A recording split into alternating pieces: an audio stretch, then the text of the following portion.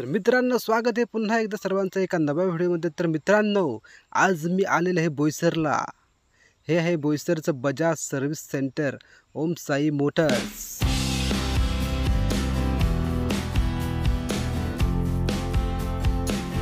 तर मित्रांनो, चला जाऊया आपण आतमध्ये। ही आहे माझी रिक्षा, मी लाईन लावून ठेवली। दुसरा नंबर आहे आता माझा, बघू किती टाइम लागतो। तर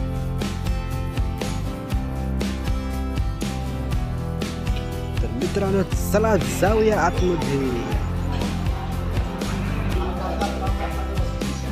या ठिकाणी मित्रांनो आपण पाहू शकता कशा रिक्षा सर्व्हिसिंग करायला घेतलेल्या आहेत।